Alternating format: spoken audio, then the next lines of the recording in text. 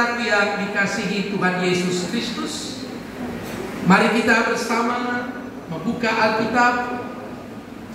Kita akan membaca, merenungkan dan juga akan melaksanakan firman ini yang diambil dari surat Yakobus pasal yang keempat, ayat yang pertama sampai ayat yang ketiga.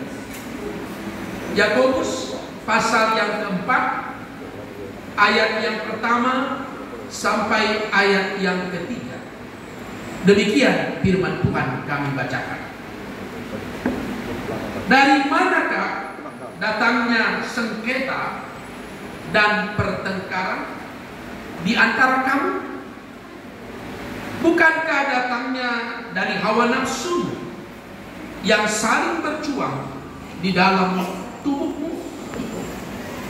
Kamu mengingini sesuatu, tetapi kamu tidak memperolehnya. Lalu kamu membunuh.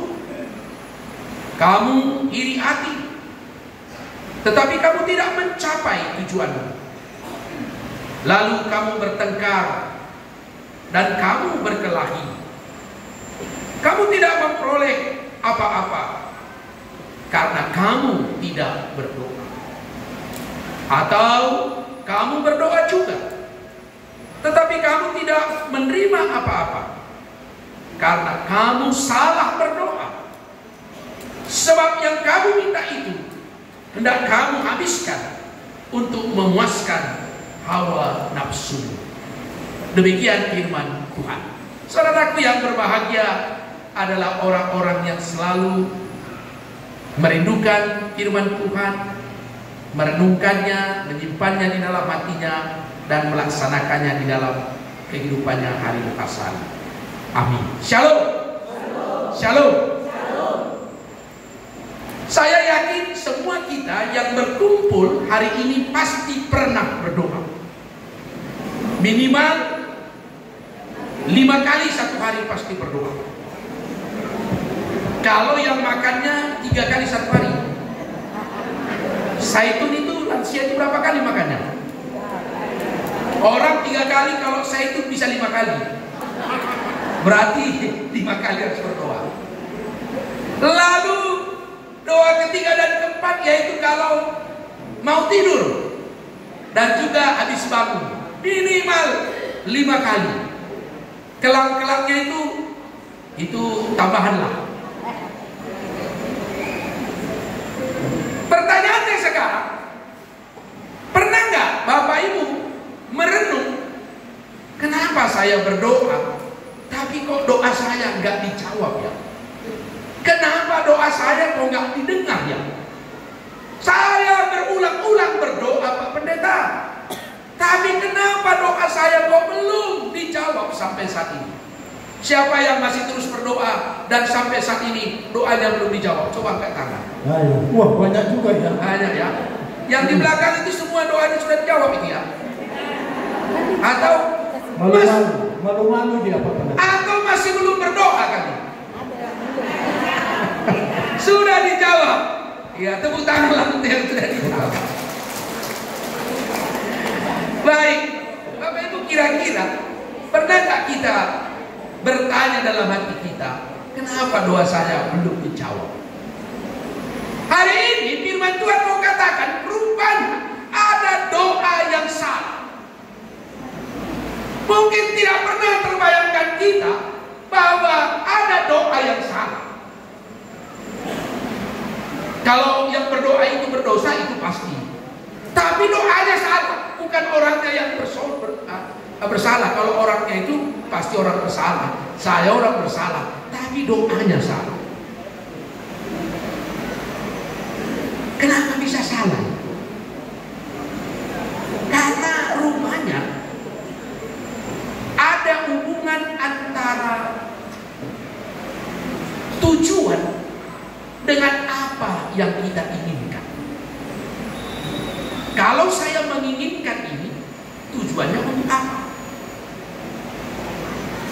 Saya sekarang sangat menikmati seminggu 3 kali berenang ke kolam Primbana ini. Pertama, tujuan saya, setiap kali saya melihat orang, saya kepingin panjang umur saya. Itu dulu.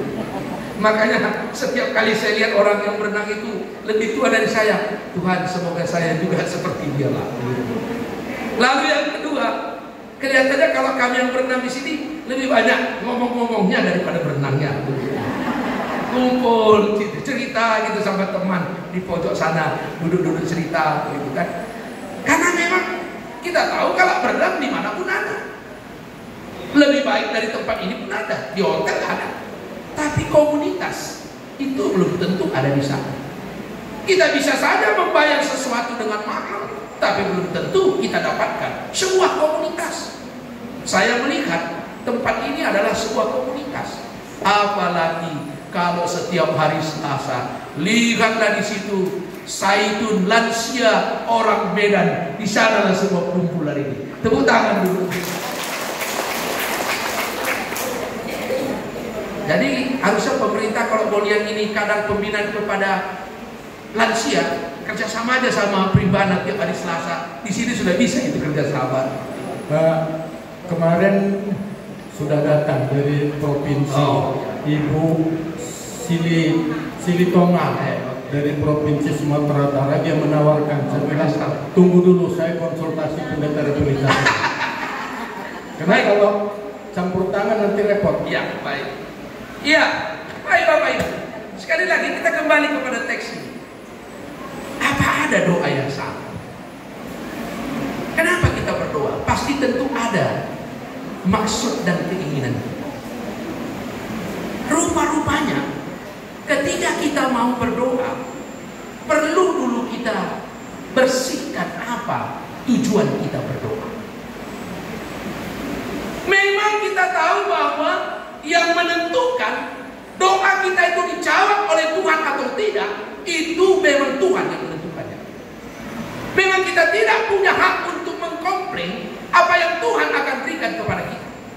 Memang kita tidak dapat memaksa Tuhan kapan Dia akan memberikan jawaban atas doa-doa kita. Kita tidak bisa memberikan jawaban kapan tepatnya. Itu ada pada kita.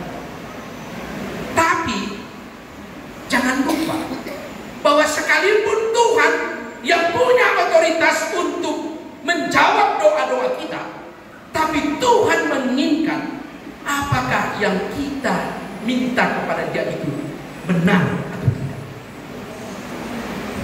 Bapak Ibu bisa baca nanti di dalam Matius pasal 7 ayat 7 sampai 12. Di sana Yesus katakan, mintalah, carilah, ketoklah. Kenapa Tuhan menyuruh kita meminta? Karena setiap orang tidak sama kebutuhannya setiap orang. Bapak Ibu dan saya tidak sama. Karena itu doa kita adalah doa yang personal, yang pribadi, yang mau kita sampaikan kepada Tuhan. Apakah yang kita minta kepada Tuhan itu memang kita butuhkan? Atau karena kita cemburu? Atau karena kita ingin seperti orang itu? Padahal belum tentu yang apa dia minta itu cocok dengan kita, tidak. Kadang-kadang kan begitu. Apa yang mau didoakan sama dengan ibu itu pendeta. Yang ngerinya lagi, apa yang mau didoakan sama kayak semalam katanya lagi. Padahal setiap hari bisa jadi kebutuhan kita berbeda satu dengan yang lain. Kalau ditanya, kalau Saitun atau lansia ini kalau berdoa apa yang dimintanya kira-kira? Masih minta sepatu hak tinggi kah? Masih minta celana legging kah? Masih minta you can see kah? Masih minta rumah tingkat 3 kah? Lututnya pun sudah goyah minta rumah, minta lantai 3. Berjalan pun harus pelan-pelan, minta sepatu hak tinggi. Kenapa? Dia lihat di mall, kok cantik ada orang kayak gitu ya, kepingin dia. Ini kan persoalannya. Apakah apa yang diberikan Tuhan kepada orang itu sesuai dengan keinginan kita, sesuai dengan kebutuhan kita? Tuhan mau mengajarkan kita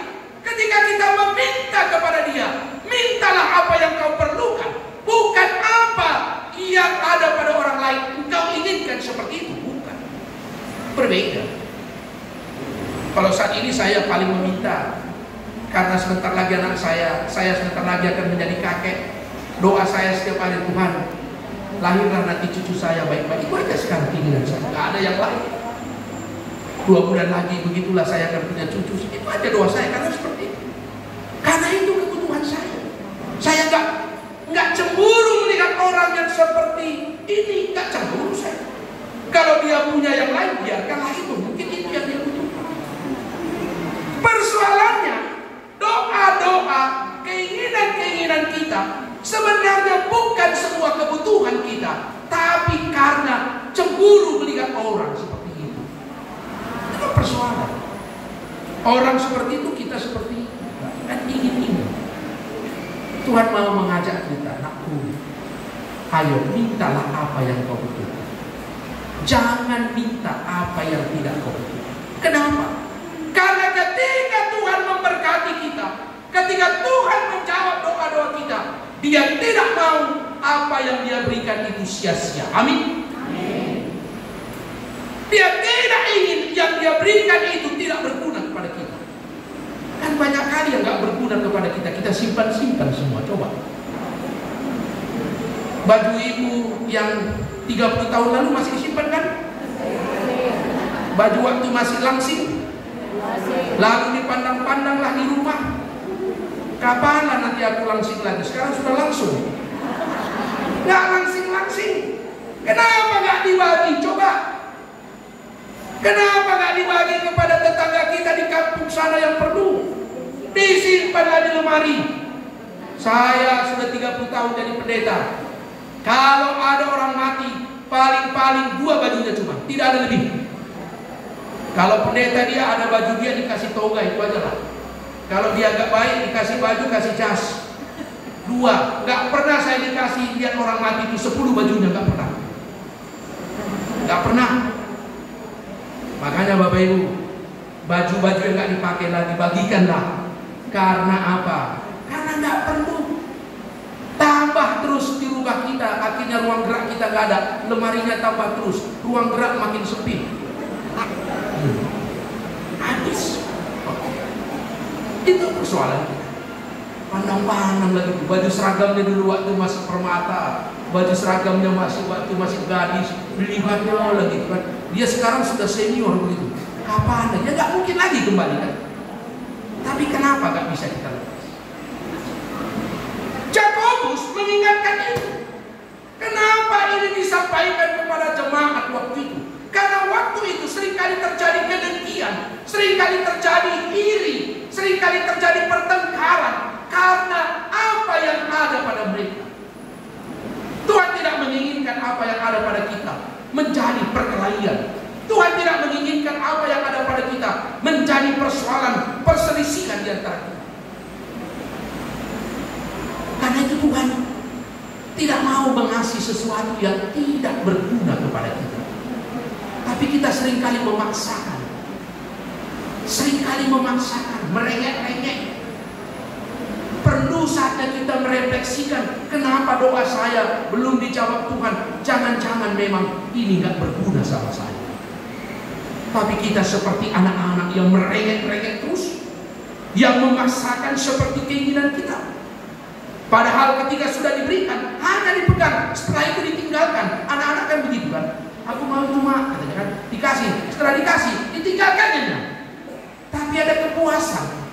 Kalau nggak dikasih, nangis terus diganggunya. Mamanya yang lagi ngomong sama temannya diganggunya, nangis dia terus. Lalu ibunya bilang keluarkan uang, berikan. Setelah diterimanya, ditinggalkannya, pergi dia. Kepuasan hanya untuk memuaskan nafsu kita. Hati-hati. Doa jangan sampai doa yang memuaskan nafsu kita, memuaskan keinginan kita, memuaskan hasrat kita, memuaskan kemauan kita. Saya selalu berkata begini kepada orang, contohnya begini, Pak Pendeta, doakanlah saya yang sakit ini supaya sembuh.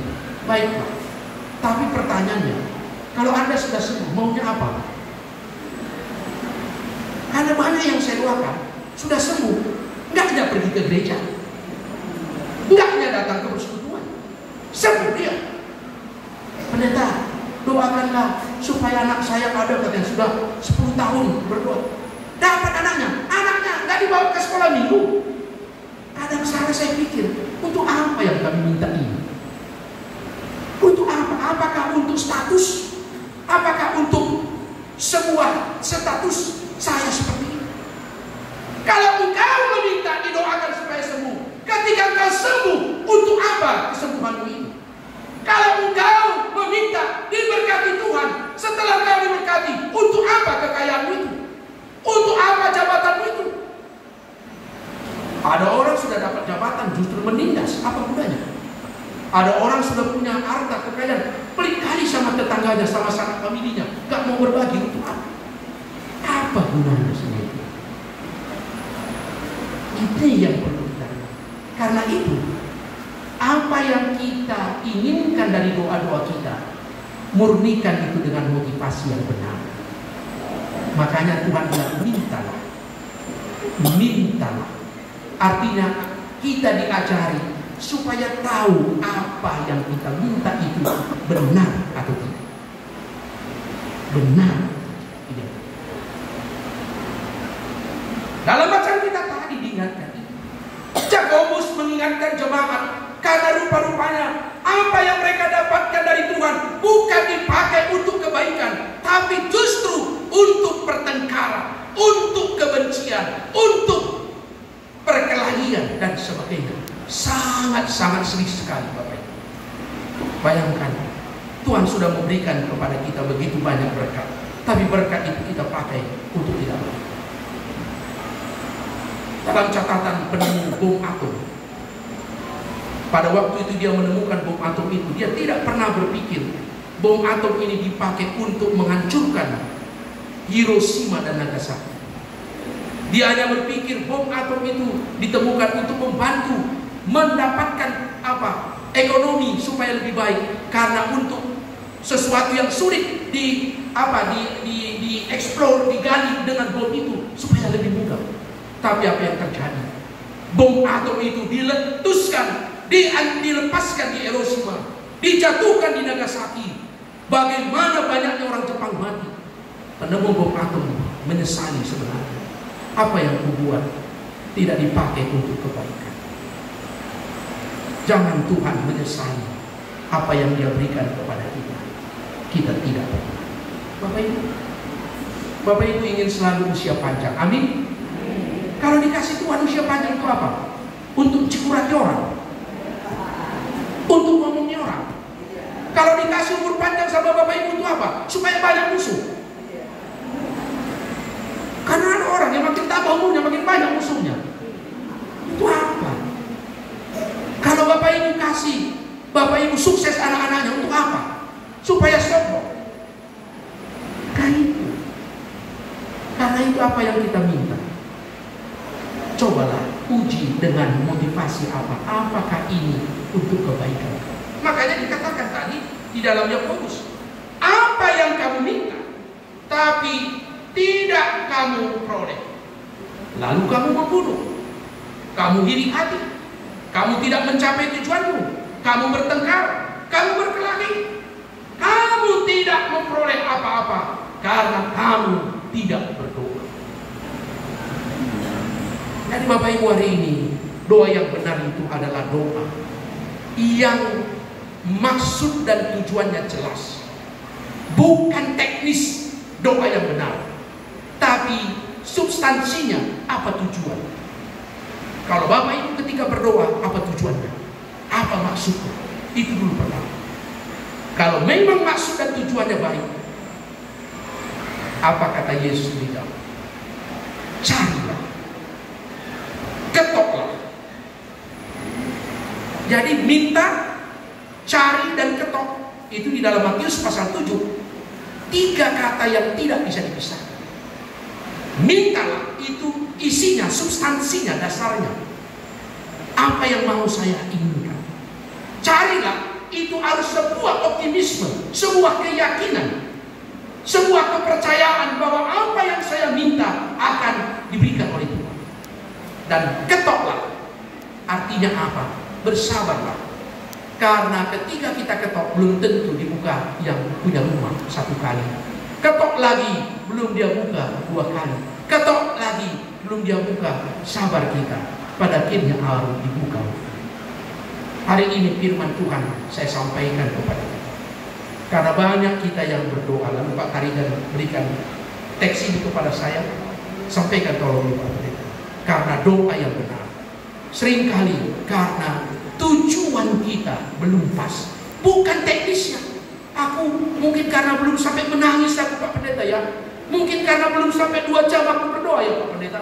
Mungkin belum karena aku berdoa satu keluarga ya Pak Pendeta. Itu teknis.